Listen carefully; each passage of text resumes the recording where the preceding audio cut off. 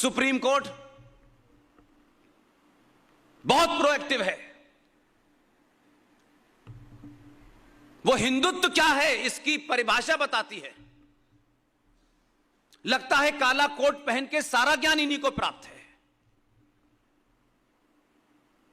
जलीकट्टू पे भी फैसला है, दही हांडी पे भी फैसला है, सबरीमला पे भी उनका फैसला है। लेकिन 27 कुरान शरीफ की आयतें जिन्हें 31 जुलाई 1986 में जस्टिस Z.S. लोहात ने कहा कि जब तक ये आयतें रहेंगी पूरी दुनिया में और भारत में शांति नहीं हो सकती, क्योंकि ये आयतें अपने पड़ोसी गैर मजहबी लोगों को हत्या करने का आदेश देती हैं। जब इसको लेकर के एक आदमी कोर्ट में गया तो कोर्ट बोला no no no no no no no no, इस पे बात नहीं करेंगे। उसके ऊपर जुर्माना लगाया और पिटीशन उसकी एक्सेप्ट नहीं की। लेकिन हिंदुत्व पे परिभाषा फौरन देती है, क्योंकि वो तो शंकराचार्य के बाप हैं। और हम सब चुप रहे। कोर्ट बता दे कि भारत कैसा होगा, कोर्ट बता दे जलीकट्टू कैसे होगी, महाकाल पे ये सब कोर्ट तय कर रही है। इसलिए हम खामोश क्यों रहे? उसकी एक बहुत छोटी सी वजह है कि आपने माना कि स्टेट सब कुछ है, यानी राज सत्ता ही सब कुछ है। और आपको लगता था कि राज सत्ता के अलावा कुछ नहीं होता, इसलिए आपने राष्ट्र और राज्य सत्ता को मिक्स कर दिया। स्टेट और नेशन अलग अलग चीजें हैं,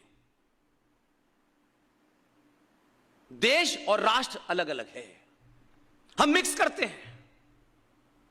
इसलिए मुझे खुशी हुई कि जो विषय आज का रखा गया है, यह विषय मैंने कहीं देखा ही नहीं आज तक।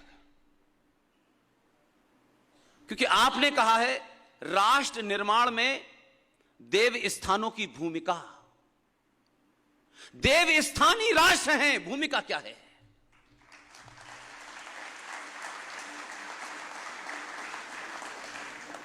राष्ट्र क्या है और देश क्या है, बहुत बारीक सी लाइन नहीं है, एकदम अलग अलग है।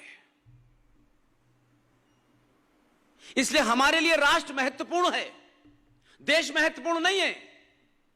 इसमें चाचा नेहरू भी आए, इसमें ऐसे भी प्रधानमंत्री आए जो स्पीच देते देते सो जाते थे। इसमें कोई 40 दिन के लिए आया, कोई 2 महीने के लिए आया। इसमें ऐसे ऐसे विदेश मंत्री आए जो भारत देश को रिप्रेजेंट कर रहे थे यूएनओ में,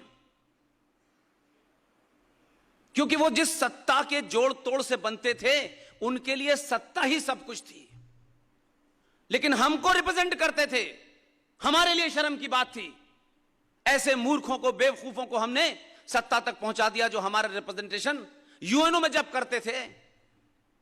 उनसे कहा आपकी बारी है, भाषण पढ़िए। वो पता नहीं कौन सी दुनिया में खोए थे, उठे भाषण पढ़ने लगे। आधा भाषण पढ़ गए तो फॉरेन मिनिस्ट्री का सेक्रेटरी भागा, सर बदल लीजिए, ये पुर्तगाल का है, आपका नहीं है। ये शर्म की बात है एक राष्ट्र के रूप में। लेकिन किसी ने सवाल नहीं खड़ा, ये डिस्कोर्स नहीं बना। क्या फर्क पड़ता है, वो जो कर रहे हैं करने दो, वो हमको रिप्रेजेंट कर रहे हैं भाई। उनसे हमारी पहचान हो रही है कि हमने कैसे लोगों को चुना है। कोई हमारे अंदर आत्मगिलानी नहीं है, कोई शर्म नहीं है। हमारा पिता छोटा सा भी फटा कपड़ा पहन के जाए, खराब कपड़ा पहन के जाए, गंदा कपड़ा पहन के जाए, तो हमको तकलीफ होती है। ये घर का सम्मान है, बाहर निकलेगा जाएगा तो इसके बारे में परिवार की क्या इमेज बनेगी, पूरा परिवार पीछे लग जाता है। लेकिन एक राष्ट्र के रूप में हमने महामूर्खों को आगे बढ़ाया।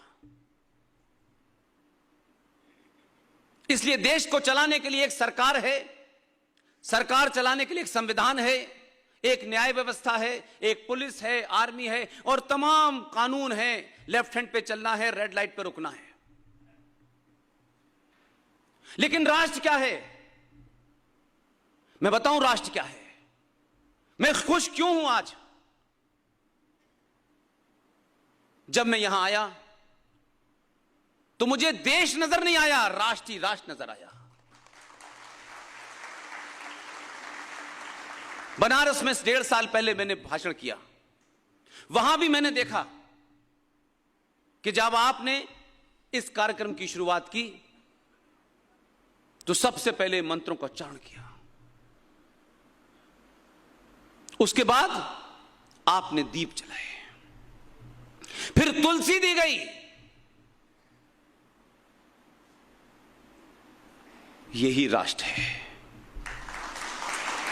इसलिए राष्ट्र आपके सरोकारों से, परंपराओं से, आस्थाओं से, मंदिरों से चलता है और इनको हम तय करेंगे। कोई सरकार नहीं तय कर सकती, कोई काले कोट वाला तय नहीं कर सकता।